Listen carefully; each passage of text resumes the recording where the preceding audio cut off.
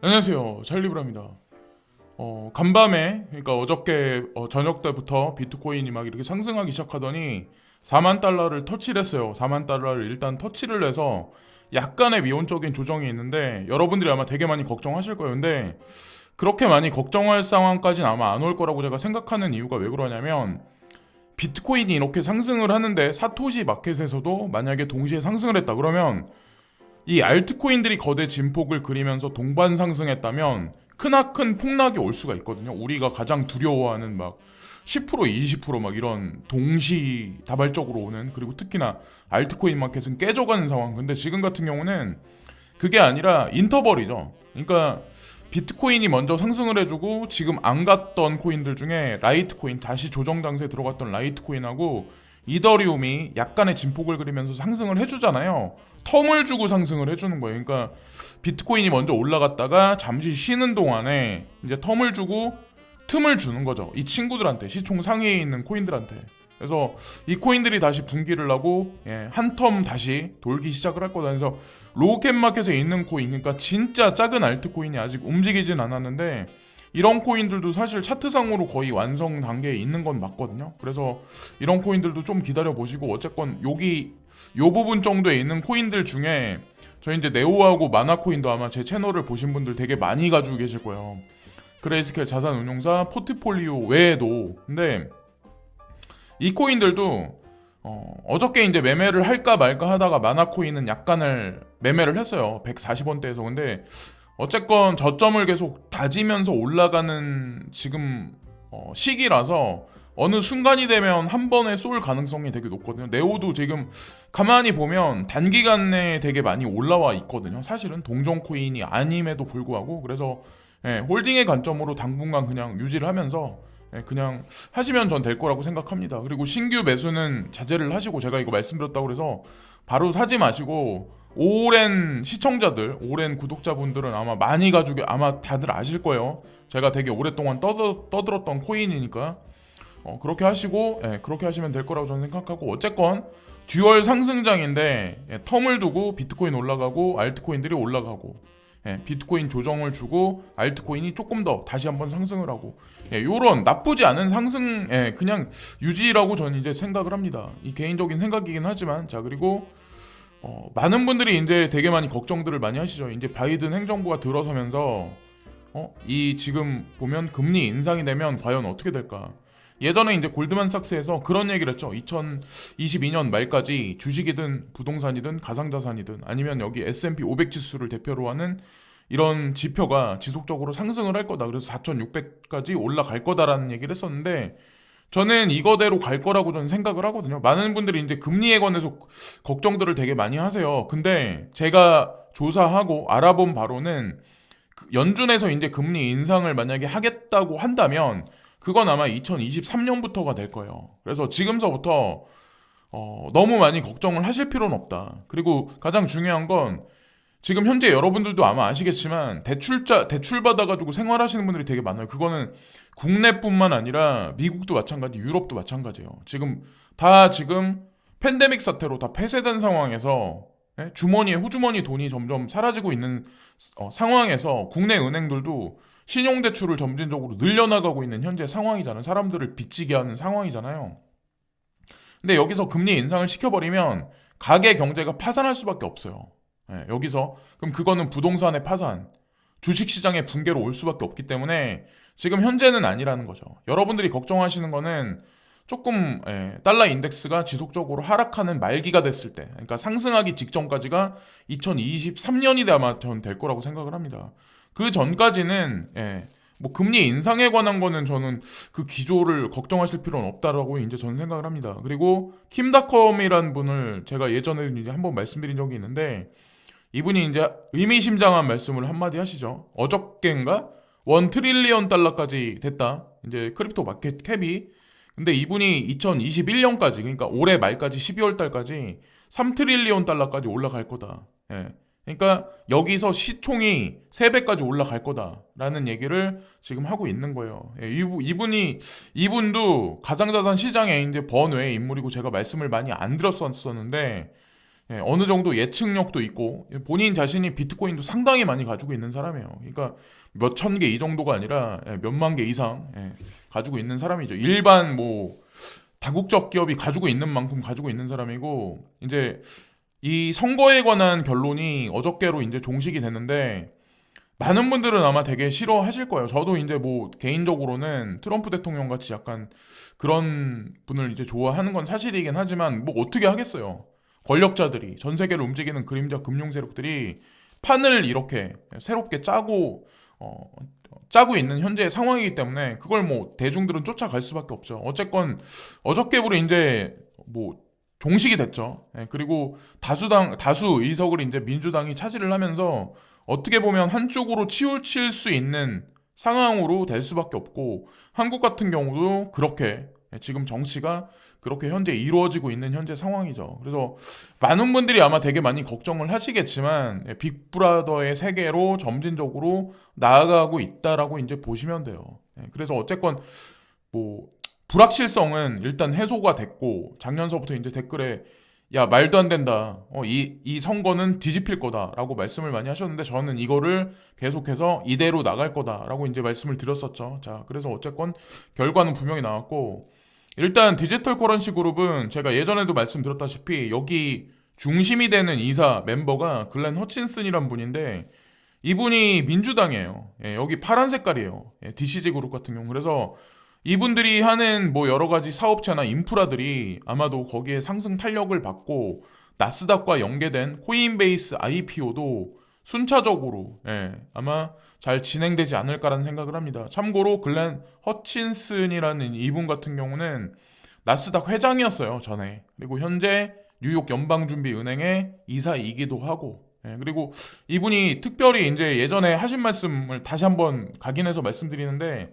XRP에 관해서도 초기 투자자예요. 그래서 걱정들을 너무 많이 하지 마시고 특별한 이사 중에 한 분이 로렌 H. 서머스란 분인데 이분 같은 경우도 뭐 클린턴이나 아니면 오바마 행정부하고 관련해서 경제 자문가이셨던 분이죠. 그래서 뼛속까지 디지털 커런시 그룹 같은 경우는 그냥 민주당이다. 그냥 그렇게 보시면 되고 제가 여태까지 코인에 있으면서 제가 2016년 2월 달부터 본격적으로 이제 투자를 했고 2015년 말부터 조금씩 이제 뭐 정찰병을 보내고 그랬었는데 제가 여태까지 코인 시장에 있으면서 뭐 가격으로 뒤통수 치고 이런 거는 하도 많이 봤기 때문에 비트코인부터 이더리움부터 뭐 해킹 사태부터 해가지고 그냥 그러려니 하는데 제가 XRP는 상장 폐지 얘기까지 지금 나오잖아요. 그것도 코인베이스에서 그런 얘기 자체가 나온다는 자체가 저는 되게 큰 뒤통수라고 저는 생각을 하거든요. 결국에 대중들은 뒤통수를 맞은 거예요.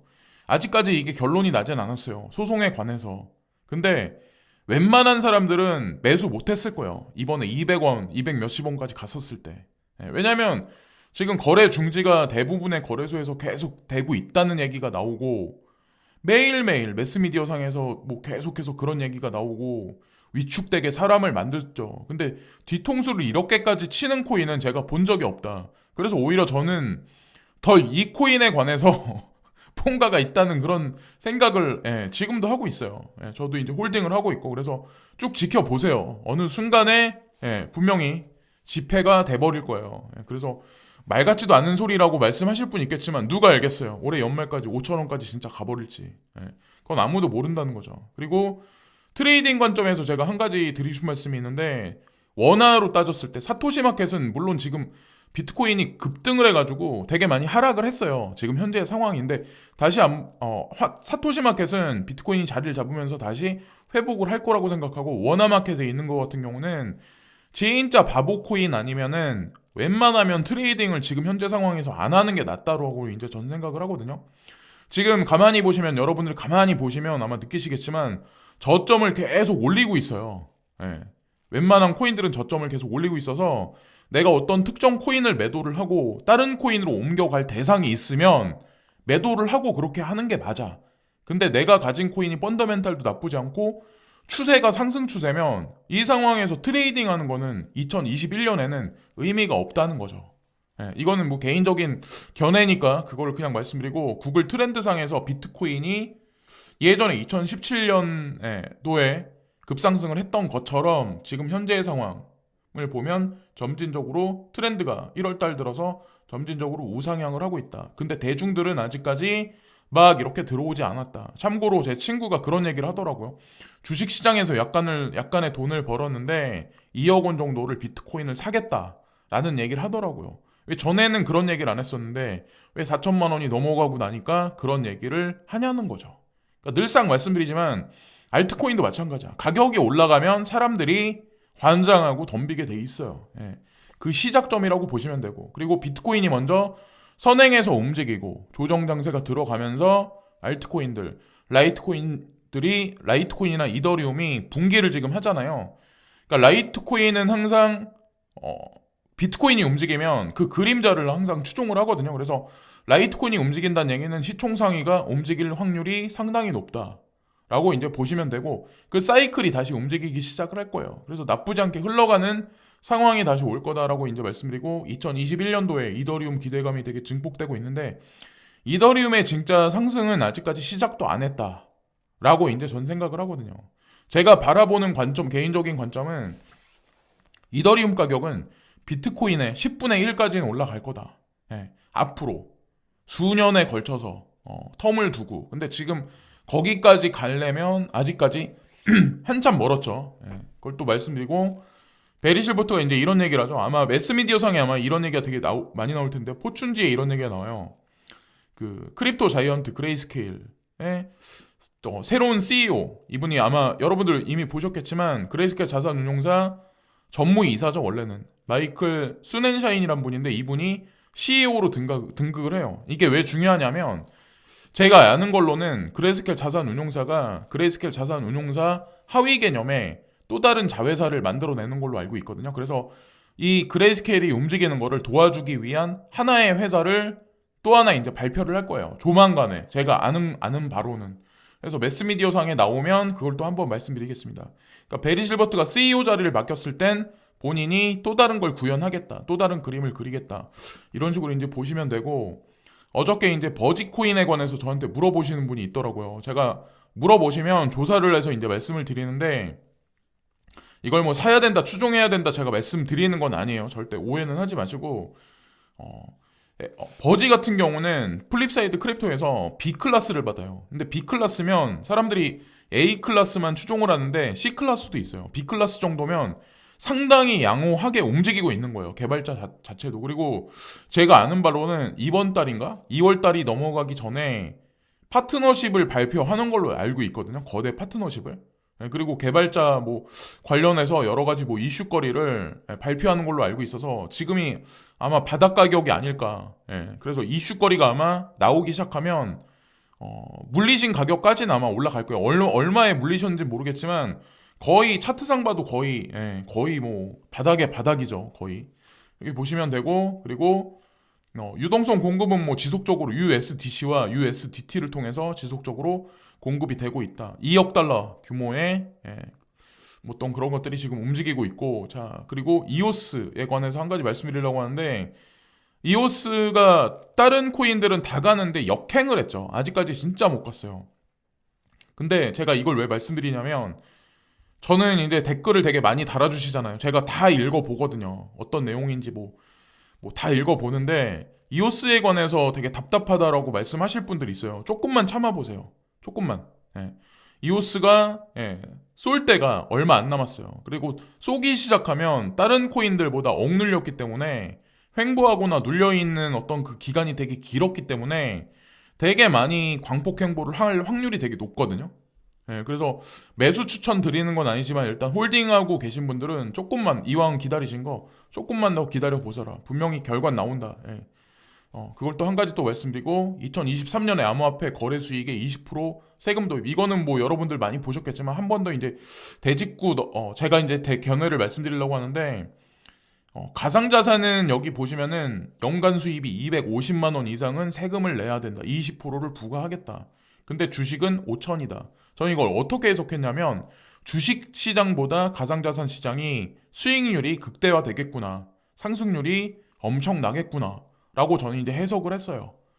예, 아마도 그렇게 흘러갈 확률이 높아요. 그래서 뭐 이것도 나중에 이 비율이 어떻게 될지는 몰라요. 뭐 20%를 그대로 갈지 저는 이게 뭐 딱히 지금 정해지지 않았다라는 생각을 하거든요. 나중에 분명히 뭐 말바꾸기를 하거나 그럴지 않을까라는 생각을 하고 있고, 뭐 20% 내라면 뭐 내죠. 뭐 상승률이 그만큼 받쳐줄 텐데. 자, 그리고 여기 보시면 제가 예전에 아마 보여드렸을 텐데 달러 하락기가 2016년에서 2023년까지다 라고 제가 여기 써놨는데, 골드만삭스에서 2022년 말까지 S&P 500 지수가 4,600까지 올라갈 거다, 지속적인 상승이 있을 거다라고 예견을 했었잖아요.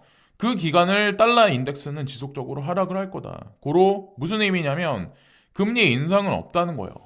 네, 금리 인상은 제가 아까도 초반에 이제 말씀드렸다시피 2023년에나 걱정하시면 돼요. 현물 경제가 무너져가고 있는 와중에 금리 인상을 해버리면 시장 경제가 무너져 버려요. 그리고 가계 경제가 무너져 버려요. 전 세계, 우리나라에 국한된 얘기는 아니에요. 이건 미국 시장도 마찬가지예요. 지금 중산층이 무너져가고 있는 와중에 금리 인상까지 한다면 정부는 그 안에서 세수 창출할 게 아무것도 없어요. 도구가. 그래서 금리 인상을 지금 걱정하지 마라. 버블은 아직까지 끝나지 않았다라고 이제 저는 생각을 합니다. 자, 그리고 제가 이제 되게 재미난 기사라서 한 가지 제가 아는 배경 지식하고 이제 말씀드리려고 하는데, 여기 김정주 회장님이잖아요. NXC, 넥슨, 코퍼레이션의 대주주이신 분인데, 이분이 코빗의 주인이죠. 예전에 이제 지금부터 이제 몇 년 전에 코빗이라는 거래소가 사실은 한국에서는 가상자산 거래소 중에 처음 생겨난 거래소고, 저도 이 거래소를 많이 사용을 했었고, 제가 코인에 투자했던 이유가 소프트뱅크 벤처스가 코빗에 투자를 했었다는 걸 보고, 저는 이제 그거를 이정표로 이제 전 삼았었고, 뭐 다행히 지금까지 유지를 해오고 있었고, 망하지 않고. 그런데 이분이 이제 그 빗썸을 인수하겠다, 이런 거에 관해서 지금 매스미디어 상에 되게 많이 돌잖아요. 근데 여러분들이 그걸 아셔야 돼. 소프트뱅크 벤처스가 코빗에 처음에 되게 막대한 돈을 넣었어요. 그래서 코빗이 이제 탄생을 했었던 거고, 되게 중요한 건 빗썸 같은 경우는 MBK 파트너스라고 있거든요. 근데 MBK 파트너스가 가만히 보시면 그 이면을 따져보면 어떤 게 있냐면 미슬토라고 있어요. 미슬토라고 손정희 회장님이 친동생이 있거든요. 그분이 또 관련이 돼 있어요. 그래서 이 빗썸이라는 회사의 지배구조가 거미줄 지배구조라서 이걸 알 수 있는 사람은 아무도 없어요. 근데 예전에 어떤 기사가 있었냐면 빗썸 거래소를 인수한다, 지분을 인수한다, 이런 얘기에 소프트뱅크 손정희 회장이 텐센트하고 같이 나선 적이 있었어요. 그러다가 우리는 참여 안 하겠다, 이렇게 안 하겠다라는 그런 얘기가 아니라 그냥 입을 막고 그냥 그 기사를 지워버린 적이 있었거든요. 그러니까 하여튼 뭔가가 있다는 거죠. 어쨌건 소프트뱅크하고 엮여 있는 게 되게 많아요. 이것저것.